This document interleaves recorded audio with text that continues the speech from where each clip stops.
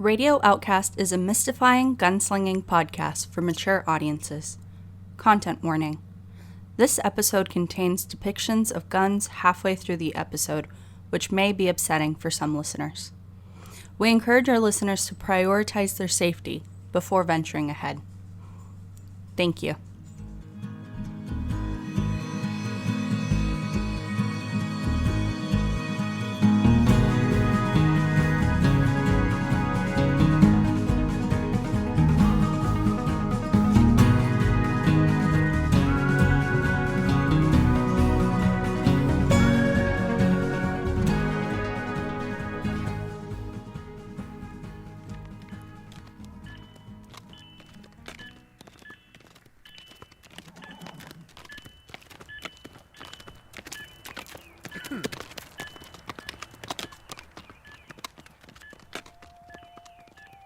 Mom, remember when Salvador was formed? I don't remember the exact god union that made him, but I remember Amoa, god of healing, announced her intention to form a god of medicine because she was tired of watching humans attempt to use magic. Or what they called magic. So Amoa unioned up with some disease god, I think the demigod of plagues, and together, they made that shaggy-haired stoner, Salvador. That must have been, 5,000 years ago? He invented herbal remedies, and then theriac, and then penicillin, which everyone praised him for. He taught humans to heal themselves, which meant us gods could relax a bit more. Amoa was just so proud. It was the talk of the heavens for decades. I remember you saying, "I hope to be as proud a grand god someday," and you side-glanced me. Always guilting me, Mom. You know Emmy used that against me, right?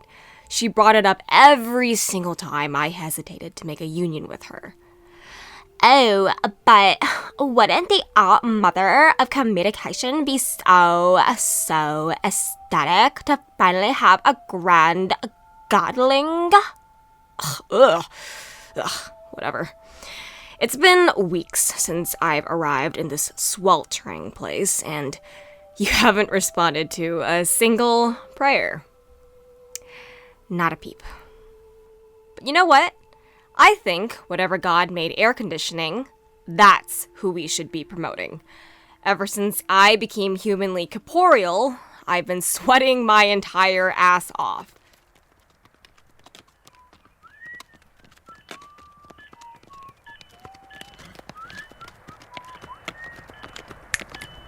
You going dim on me? Huh? Dim? No. I was just thinking. Thought the heat might be getting to you. Back in the valley, me and Jesse weren't on the best of terms. It felt like we might have strangled each other at any second. Not like Jesse can die since he stole my immortality or whatever. Unintentionally, I know, but can't a girl complain? I had my immortality for 370 million years. Anyways, things have sort of improved with Jesse. Probably because he's all damaged about Charles now. The whole horse ride from the valley, he's been glaring at him. He's been real quiet. You notice? We should probably be grateful. On our way out to the valley, Charles did his typical rambling about his great deeds or whatever. I've gambled against Isabella Bird herself. I sat in the opera box from the opening night of Excelsior. Oh, how you wouldn't believe. You're right, Charles. I won't believe. That went on and on and on for hours, but as the Walkman led us closer to the city, he stopped talking.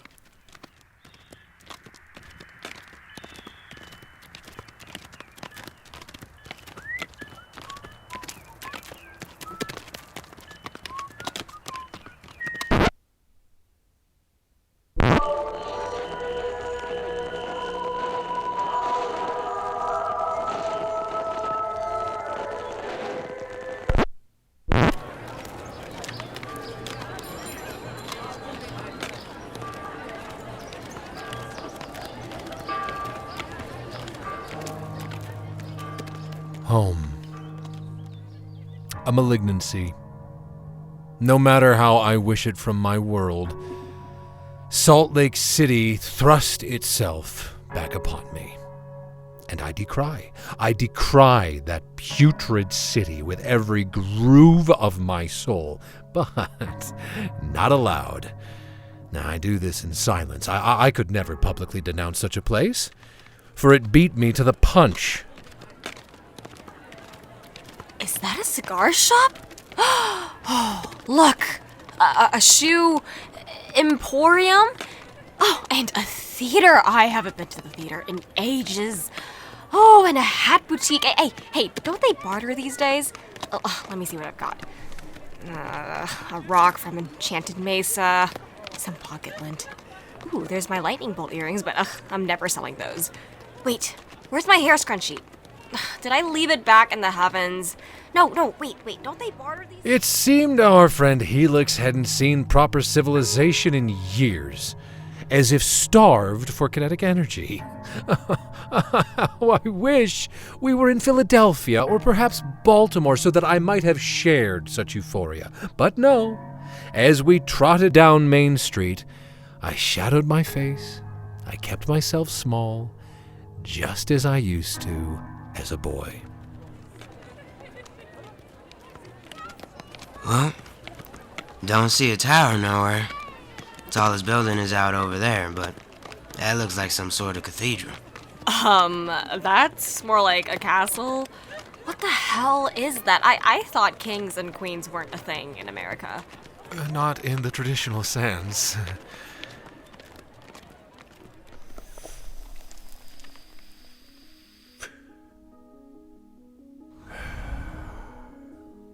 The gods continue to test me. As we strode northwest from the Arizona valleys, a voice within me wondered, could it be those crooked canyons, all too familiar, and the burning red rock? But no, surely we were not being sallied forth to this hell that wants to find me, to summon such a coincidence. So I strode on, northwest, and further northwest still. Oh, those Utah dunes, how they stretch forth like an endless grained duvet. We trekked the orange abdomen of America, sand beneath our toenails.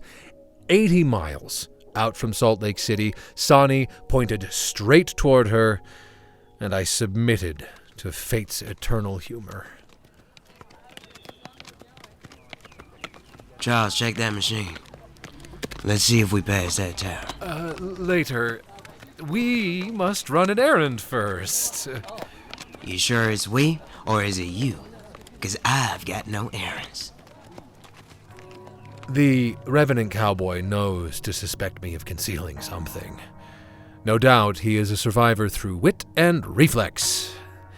I have not told him what I stole from those valley bandits, the map of Abilene, Texas, where Jesse's villainous rustler gang go to Pronzumer, but he knows to suspect me of something. I perceive this in his glare. Here we are. You might rope the horses to that lamppost? An alley? All this bustling city, and we're stopping in an alleyway. You shall see the elephant in time, but for now we need protection.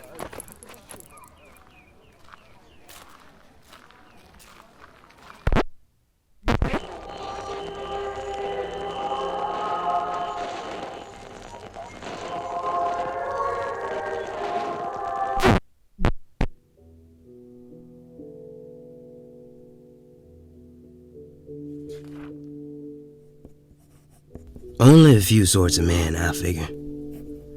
The first kind of man, you know him right there. He's a simple man, nothing about it. He works to eat, he eats to work. Maybe call him virtuous, I say simple. Second kind of man, he's riddled. Some sort of void inside him I figure he's trying to fill. Could be ambitious. Maybe he's a railroad man, or gone panning for gold. Or maybe he's lying cheating, stealing. Whatever the case, the void don't fill. So you've got simple men, then you've got riddled men. Now, the third kind of man, I just call him finished. A finished man walks with the grave at his heels. He does nothing with hope. He could have opportunity at his door, and he'd turn the lock. A finished man has no family, no love, nothing to even die for. Simple, riddled, and finished. That's it. And the problem is, depending on the hour, Charles changes the kind of man he is.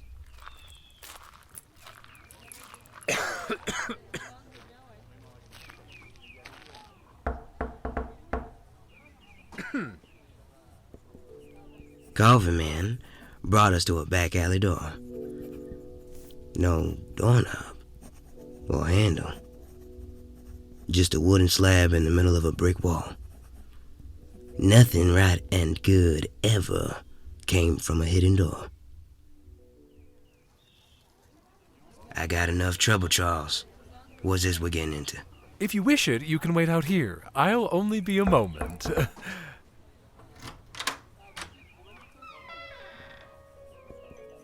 Strange character came out of the door. Nothing like most folks in Salt Lake City. It's a Mormon town.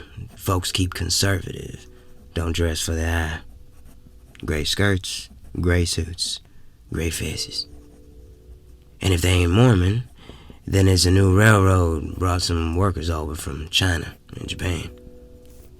Out on the street, that's what you'll see.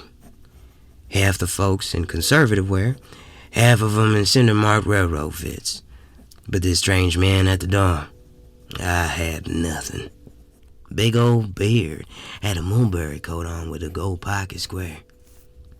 Tall black hat, long black gloves. Well, don't allow me to get dizzy in age. What's the burden? Oh, mind the grease, doorman. You've a duty. Now rise to it. Very, very well then. The way Osgood and that purple-frocked man were talking, all that la-di-da, seemed bigger than your usual conversation. Each word had double meaning. Seemed they were operating on some code. I don't know. I kept a close eye. 3 cards. A king, a queen, and a joker. Joker is the key. Mulberry Man had 3 cards. Started shuffling them around, didn't know what the hell was going on. But then he stopped shuffling, held 3 cards out, and waited for Charles. Young man, I am no amateur, but do go gentle on my friends. Charles went into his own pocket, pulled out a joker card just waiting. Had my mind splitting. How long was he holding on to that? Before Salt Lake, I figured Charles was just some pigeon-livered bunko artist. Nothing much to it. I've met every turn of trickster across the West. But Osgood just showing up with that talking machine and the way he started acting after Arizona, it got me to thinking. But before I got a word out, Charles went on inside past the Mulberry Man. Go gentle. The board does not go gentle. Now, find the joker. Joker is key.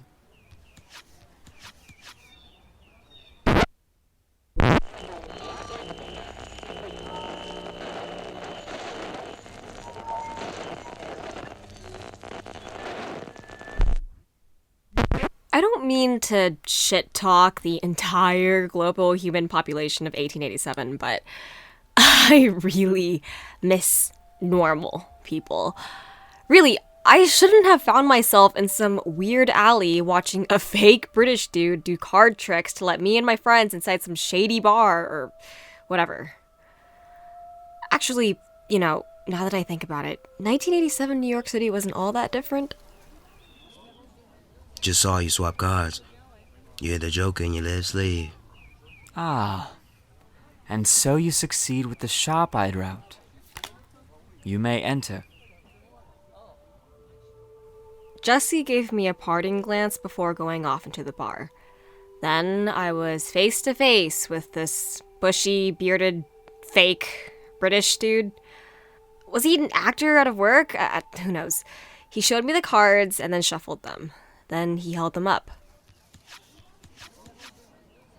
Yeah, just like he said, you put it in your left sleeve? Oh, I must tisk. I would never repeat a stratagem so soon. He pulled up his sleeve and, sure enough, no card. Then he reached into his hat and pulled out the joker. For fuck's sake. Perhaps wait here for your coterie. Do keep entertained, dear.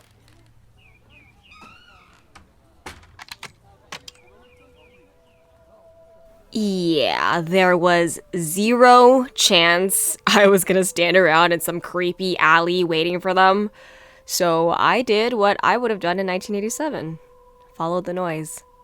Wherever the noise is, the action is. Well, it wasn't New York City. Nothing else could ever come close. But it had life.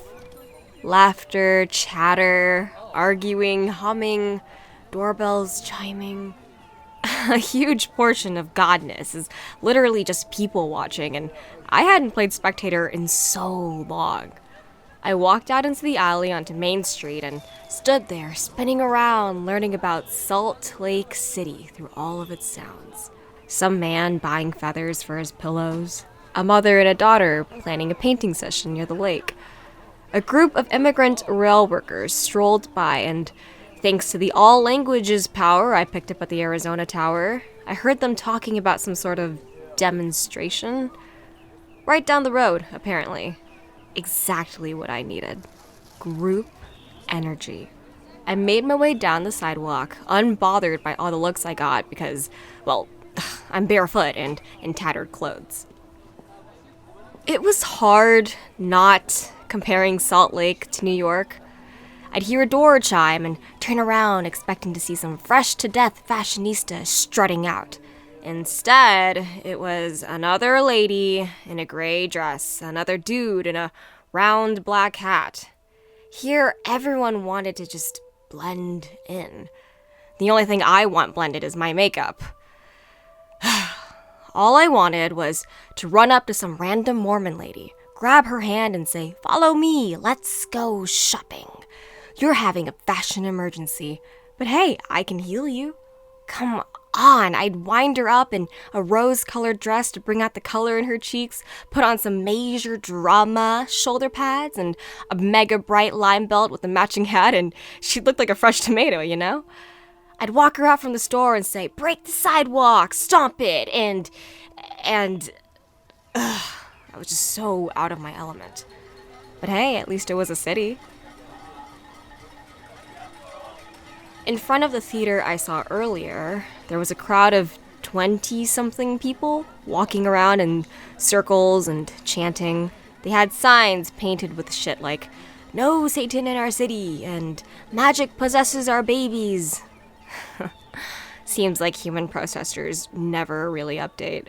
Anyways, I looked around to find out what the issue was supposed to be, and above me, stenciled into a wooden marquee, it read, in bright green lettering, "Salt Lake City premieres the Fabulous Amgine and her singing automaton." If there's anything that can steal this god girl's heart, it's singing, and it's humans thinking they can do magic. So, when the protesters circled around to march in the opposite direction, I slipped behind their backs and walked into the theater's foyer.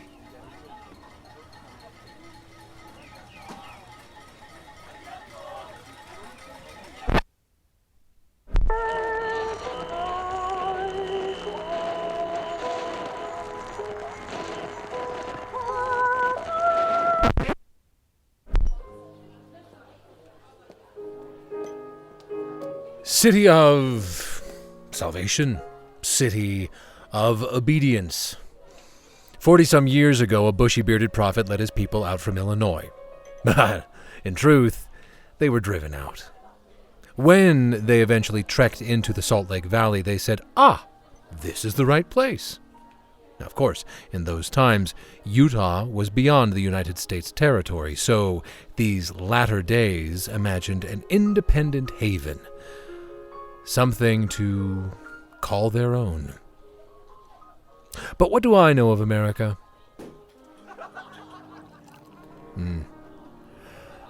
America, where the church bells never seem to stop ringing. Come in. Take a seat where you like. And your title? Osgood, thank you. I've only just dusted in from Arizona. Not you. I'm well aware of your lineage, Mr.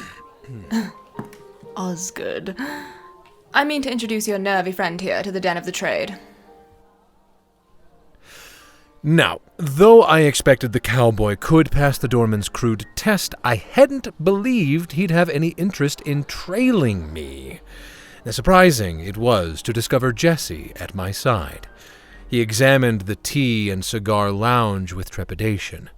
A lifted eyebrow. It seemed every facet of the lounge gave him offense. The immaculate floorboards glossed to a mirror sheen. How the entire establishment smelled of an eye-watering jasmine. And how Jesse glared at the poor tea steward passing by in his gold-tousled cap. Oh, the den of trade never had a chance with the fellow. Rogers. Rogers and Osgood. Very well. It has a ring to it, yes? Perhaps legal practitioners. Rogers and Osgood. Cattle salesmen. No matter. The Board of Trade invests in many local ventures. Madame Treasurer, I must... do you remain the board's treasurer? Precisely the inquiry. Yes, now I am one of the 6 vice presidents. 6? What makes use of... Well, no matter. Mr. Rogers and I, unfortunately, we are not present for any business prospects. The young tea steward delivered a cup to the vice president. She assessed the beverage with a swirl, peering into its steam. Then the conditions remain as before. You require a visitor's protection. We require you to remain disloyal to your lineage. The war for Salt Lake City has impressed since you last came, so do not impede. At that instant, the young tea steward returned with 2 pairs of worn railroad worker uniforms. He laid them on the lounge table before us, and then, atop the uniforms, a revolver. If you are not privy to this already, Osgood, then I shall tell you now. Last Thursday, Cleveland and Congress dealt quite a blow to those here. Well, not us, of course. The Board of Trade will fare quite well from the decision. But do you not feel the striker reaching toward the tinderbox? I haven't the faintest idea. Cleveland? I shared a cigar with a man not... It was a dream, rather, a dream of Cleveland. Go on. What of this tinderbox? All right. On the surface, it regards polygamy. What good American would argue for it? But of course, we shall have the judges, too. Those that commit polygamy will be prosecuted. And of course, the board is all too willing to cooperate. You see? How the woman preached such ethical responsibility and yet carried a most sinister grin. I told you of America, mistress. America is within this woman's face. Yes, I imagine the board's business prospects will only bloom from this decision. Last we spoke, Osgood? When you asked for safe passage out from the city, we were speaking of a Mormon Utah. Now? It shall be a state in no time. If the financial seeds are planted firm here and now, then that means that... Think it's time we leave. Naturally, the cherubic Jesse Rogers with a grimace for the times. It seemed that these literal back-alley dealings had a turn to his stomach. Indeed. Madame Vice President, it has been a pleasure. Oh, yes, and you, too. Perhaps time will polish your endearing hesitations. Take care.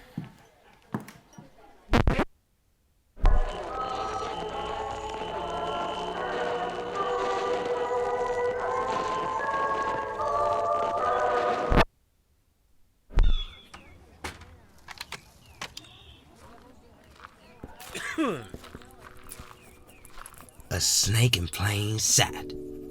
That's what I thought of Charles Osgood. I figured the man had something crooked in him, but that back alley visit dotted the I in wicked, put the flame in my blood. The hell was that? And don't you dare run your mouth, tell it true. What? You don't appreciate the gift of... Oh, man had the audacity to mock me while I was suited up in some railroad worker costume, outfitted like a damn fool. Had my mind racing. How did Charles get that talking machine? That woman there said Osgood. Made a damn point of it. Osgood. Well, simply because your survival looks different than mine, Rogers, it does not make it less legitimate. Understand this. Your survival requires a sharp eye. Mine requires a sharp tongue. Now, if you are finished with the character audit, I do believe we're missing 1/3 of our little syndicate. That moment, I felt I should have let the vocal boys keep old Coffin Man. Let Charles, or whatever his name truly is, talk himself to the chopping block. But Helix ran off. Yeah, figure she can take care of herself, but the Board of Trade put the bid in the barrel. Did they take her? Did Charles arrange with the vocal gang for her capture? Nothing to do but play along in a town where it seemed Charles had the connections, and I had all the questions, but no answers.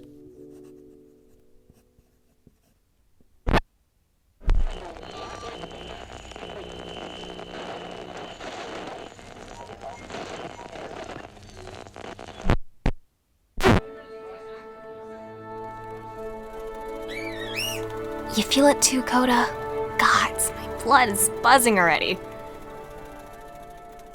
It'd been too long since I'd heard humans produce something sonically pleasant.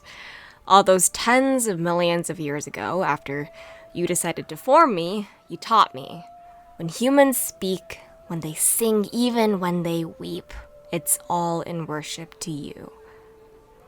But let's be real, Mom.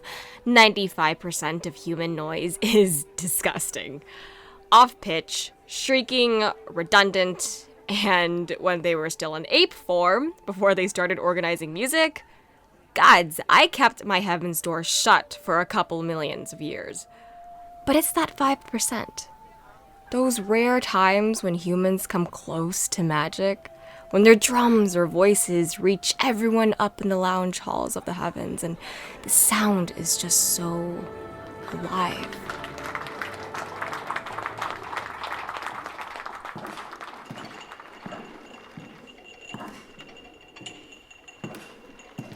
Amgine showcases the riveting automaton. No gimmicks, echoing reality, a mechanical opera. Now, grant us song!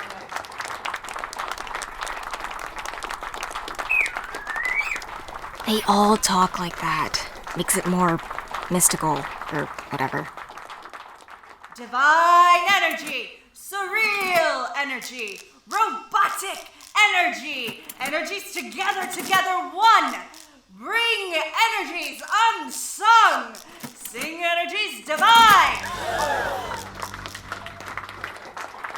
The audience started taking out pens and sheets of paper, and I figured, whatever.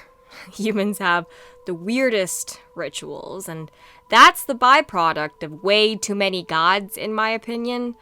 When Grandma gets healed, does little Josephine worship the god of healing or the god of medicine? Or both?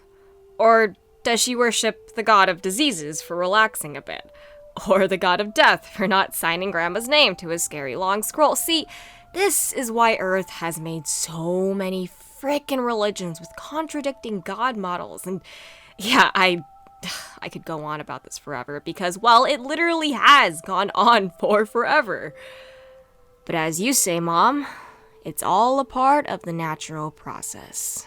We're working out the knots. Billions of years later. Still working out the knots. Well, at least you've got one less god up there to worry about.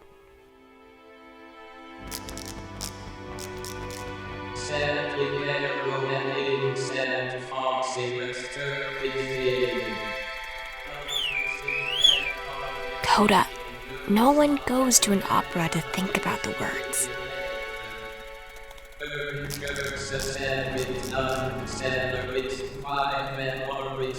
As Coda freaked out about whatever, I noticed how no one in the audience watched the stage. There were about 20 others in the audience, all of them hunched over their papers, scribbling. It looked like a late century university lecture hall right before the final exam. Is this some old world shit I don't know about? Do people just write their memoirs during the opera, or is everyone writing a review? My recent power, universal translation. Gods, all I wanted was to not work, to relax with some goddamn music, but Coda was freaking around and interrupting the show, so I listened closer to the singing machine's lyrics. I started picking up something weird, a language that, in all my god years, I'd almost forgotten. It was only used for a few decades. Deseret. Stop flapping around. Yes, I'm listening now. Chill. This city to return to us as we are the true children. Okay, that sounds like a biblical song. The money men corrupt our city. They own the railroads. They possess our streets. Do they even have railroads in the Humans' Bible? Now, in our own blessed home, we must disguise. A disgrace we must perform. False protesters to conceal. Wait. False protesters? So this is... But a sign has come. A monolith from God underground where the latter days might once again... Shit. Deseret. Invented by the Mormons. I thought their secret language was dead by this time, but I was wrong.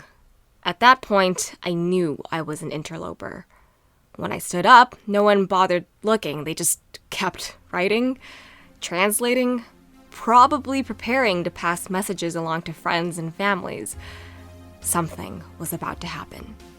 I didn't know what, but you don't wheel out a code singing automaton just for kicks. I needed to find the guys. Something about the monolith underground.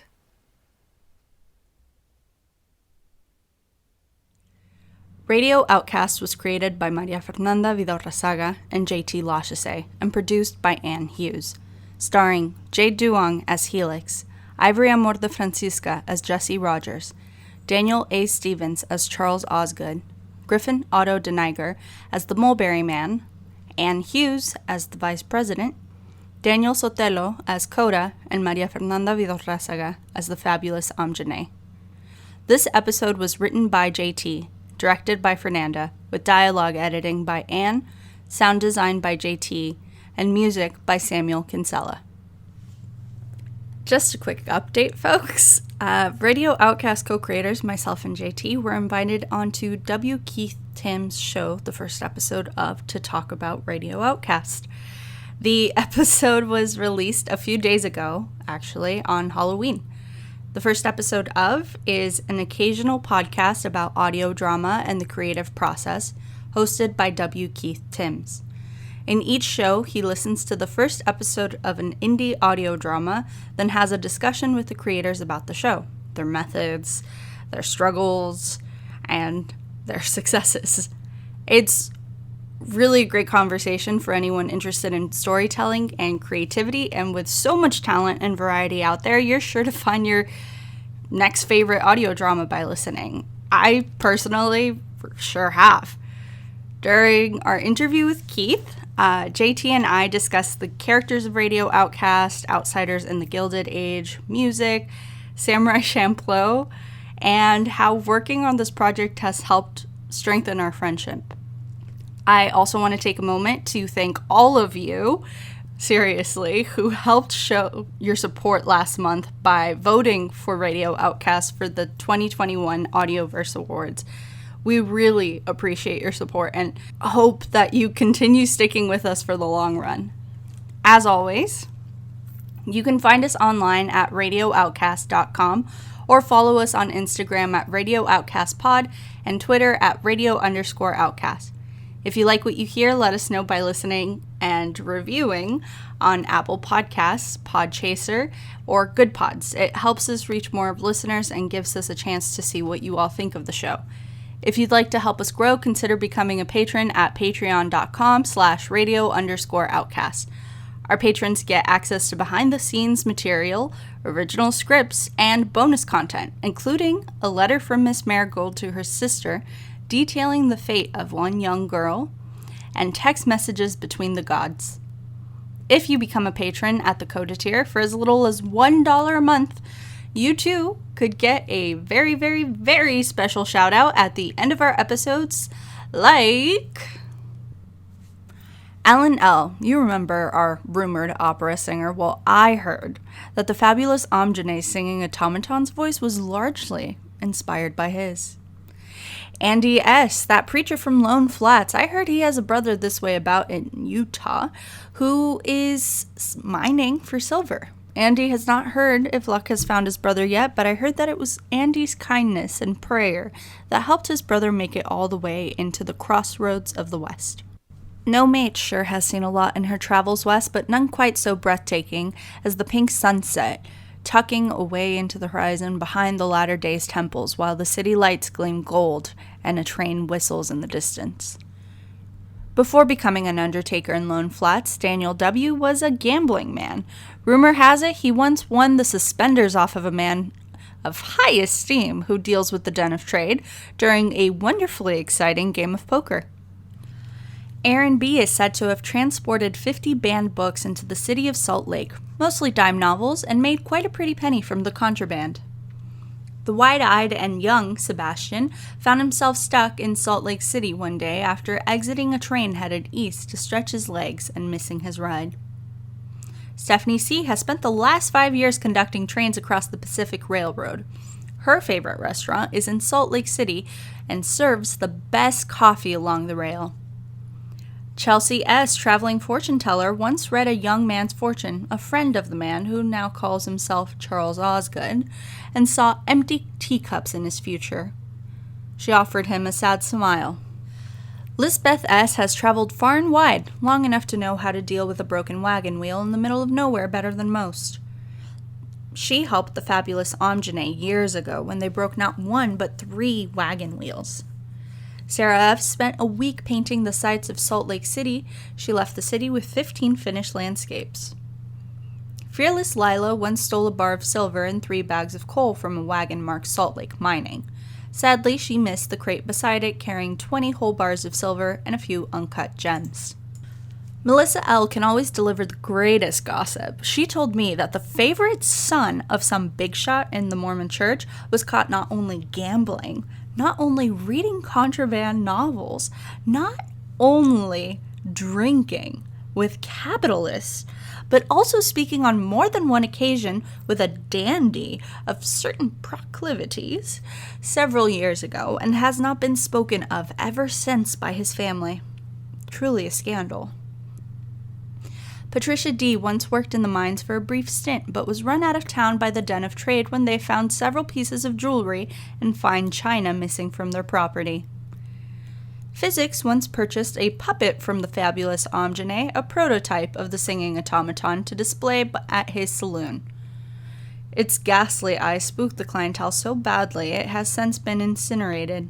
Val V. used to gamble along the Pacific Railroad and knows there is no greater place to indulge in such vices as a city who condemns vices in general. She found herself 5 times richer after a brief stint in Salt Lake.